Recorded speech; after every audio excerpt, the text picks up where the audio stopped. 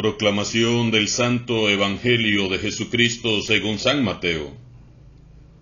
En aquel tiempo, mientras iba de camino a Jerusalén, Jesús llamó aparte a los 12 y les dijo: Ya vamos camino a Jerusalén, y el Hijo del Hombre va a ser entregado a los sumos sacerdotes y a los escribas, que lo condenarán a muerte, lo entregarán a los paganos para que se burlen de él, lo azoten y lo crucifiquen, pero al tercer día resucitará.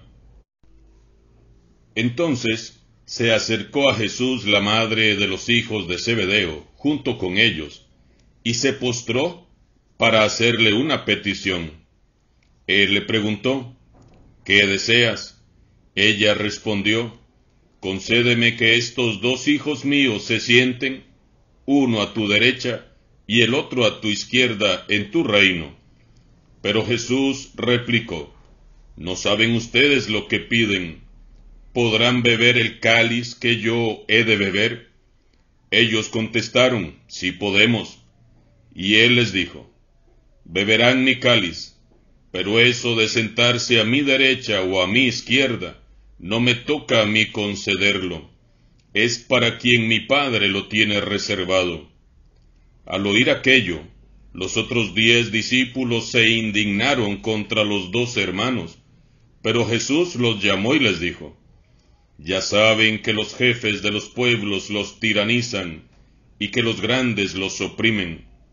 Que no sea así entre ustedes. El que quiera ser grande entre ustedes, que sea el que los sirva, y el que quiera ser primero, que sea su esclavo. Así como el Hijo del Hombre no ha venido a ser servido, sino a servir y a dar la vida por la redención de todos. Palabra del Señor.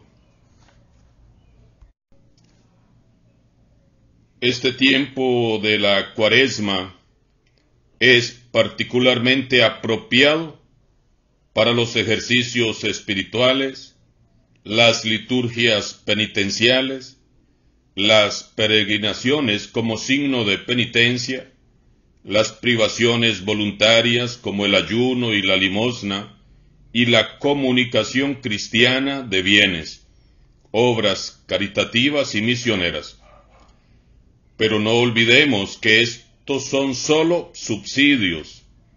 El fin primero de la Cuaresma es la conversión, el cambio de mente y de corazón que nos lleve a ser mejores personas, mejores cristianos y mejores servidores de la Iglesia. Para esto hemos de meditar en este pasaje que nos propone hoy la Iglesia y que generosamente nos ha compartido San Mateo. Los discípulos de Jesús van camino a Jerusalén, visiblemente confundidos, pues Jesús les ha anunciado nuevamente que allí lo van a ejecutar. La madre de Juan y Santiago se adelanta y pide a Jesús que conceda los primeros puestos a sus hijos. Concédeme que estos 2 hijos míos se sienten, uno a tu derecha y otro a tu izquierda, en tu reino. En el tiempo de Jesús, en los grandes banquetes, los comensales generalmente se reclinaban en sofás y almohadones alrededor de una mesa baja. Probablemente la madre de Santiago y Juan, al pedir esto, está imaginando a Jesús como un gran rey político, semejante al gran rey David, sentado a la mesa, celebrando un gran banquete, y su anhelo es ver como principales invitados a Santiago y Juan, uno a su derecha y el otro a su izquierda. Y dice el Evangelio que al oír lo que ella pedía, los otros 10 se indignaron, se molestaron mucho contra los 2 discípulos, pero no por su actitud pretenciosa y egoísta, sino porque en el fondo de sus corazones ellos también anhelaban ocupar los primeros puestos.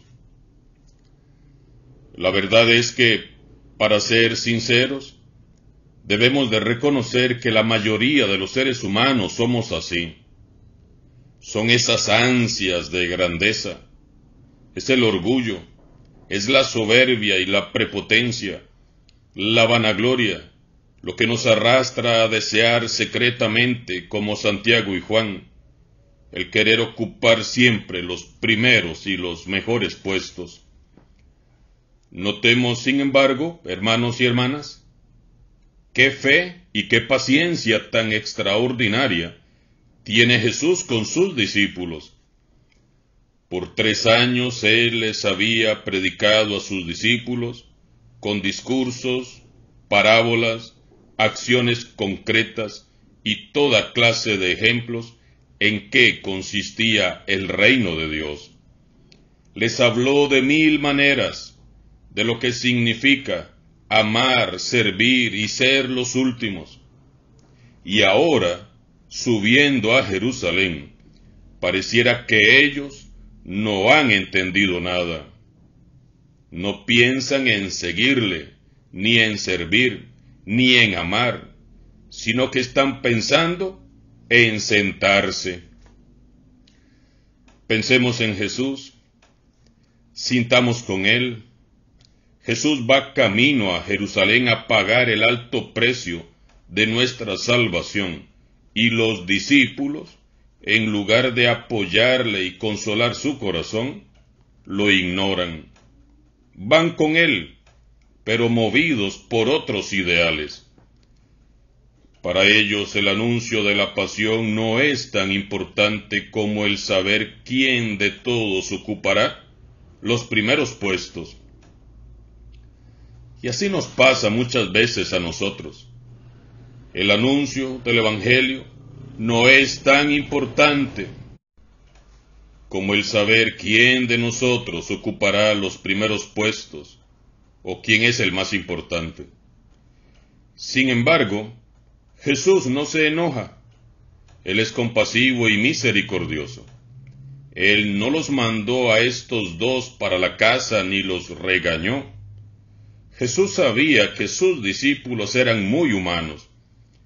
Y si así eran los discípulos que andaban con Jesús, ¿cómo seremos nosotros? La buena noticia es que a nosotros tampoco nos desecha. Por eso nos trajo aquí, porque nos ama, porque sabe que somos seres humanos, que con la gracia de Dios nos podemos santificar.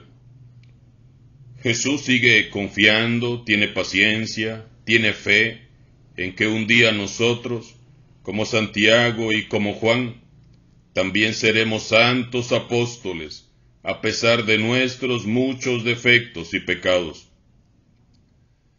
Mirándolos con amor les responde: no saben lo que piden. ¿Podrán ustedes beber el cáliz que yo he de beber? Ellos, muy decididos, responden: claro que sí podemos. Juan y Santiago estaban alardeando de poder hacer algo de lo que después no serán capaces. Ni Juan, ni Santiago, ni Pedro, ni ninguno de ellos tomó con Jesús en el momento de la pasión hasta el final el cáliz del dolor. Ninguno. Uno lo traicionó, otro lo negó, y los demás salieron huyendo, y lo dejaron solo, cuando él más los necesitaba. El único que se quedó fue Juan, pero no porque podía, sino porque la Madre Santísima lo sostenía a su lado. Fueron necesarios el encuentro con Jesús resucitado y la unción del Espíritu Santo para que los discípulos volvieran a gritar con fuerza: sí, Señor Jesús, sí estamos dispuestos. Es necesario tener un encuentro vivo y personal con Cristo resucitado y ser llenos del Espíritu Santo para asumir el Evangelio. Todo misionero, todo cristiano, todo evangelizado necesita de un encuentro personal con Jesús resucitado y de la unción del Espíritu Santo para vivir coherente y valientemente el Evangelio hasta las últimas consecuencias. Solo llenos del Espíritu Santo somos configurados de acuerdo al corazón de Cristo, y solo así podemos entender, atender y hacer lo que nos pide Jesús que hagamos. Jesús, con santa paciencia, les da a sus discípulos y a nosotros también una gran enseñanza. Primero les y nos pone el ejemplo de los tiranos de este mundo, que viven egoístamente llenos de soberbia, peleando para sí mismos y entre sí los mejores puestos, sintiéndose dueños de todo y oprimiendo a los demás con tal de obtener lo anhelado. Hoy Jesús nos advierte que no sea así entre ustedes. El modelo de todo cristiano es Jesús. Sirvamos en la iglesia, pero siempre mirando a Jesús e imitando su ejemplo. Jesús no avasalla, no humilla, no tiraniza, no controla ni oprime a nadie. Él no ambiciona ni pelea ningún puesto importante. Jesús nunca se peleó títulos honoríficos, ni buscó egoístamente su propio interés, ni servir a conveniencia. Lo suyo fue amar, servir a todos y dar la vida. Y esta debe de ser nuestra consigna como misioneros, evangelizadores. Repitamos: amar, servir a todos y dar la vida. El que quiera ser grande entre ustedes, que sea el que lo sirva, y el que quiera ser el primero, que sea su esclavo. El que entre nosotros quiera ser grande, que se ponga a servir a todos. Oremos en este día con fe, para que Dios suscite en nosotros, en nuestra iglesia, el espíritu misionero, el espíritu de Jesús. Urge en las parroquias la presencia de discípulos misioneros que sirvan al estilo de Jesús. Sacerdotes, catequistas, ministros, lectores, coros, grupos y movimientos, todos comprometidos con Jesús y su evangelio, sirviéndonos con amor los unos a los otros, como Él nos sirvió. Necesitamos en las comunidades padres y madres de familia, misioneros, que eduquen a sus hijos en la fe, el amor a Dios y los valores cristianos, no en el egoísmo y la vanagloria. Necesitamos niños, niñas y jóvenes misioneros, valientes y decididos, que se atrevan a vivir contracorriente en este mundo ególatra y que prediquen con valentía a Jesús en sus escuelas y en sus colegios. Juan, Santiago y los demás apóstoles, poco tiempo después comprendieron qué era lo que esperaba de ellos Jesús, y venciéndose a sí mismos, fueron grandes y alcanzaron la santidad. Si a pesar de nuestra humanidad, nuestra pequeñez, nuestros muchos defectos y muchos pecados, nosotros también aprendemos a vencernos a nosotros mismos y a vivir de acuerdo al Evangelio, también nosotros alcanzaremos la santidad y seremos grandes en el reino de los cielos. Alabado sea Jesucristo, sea por siempre bendito y alabado.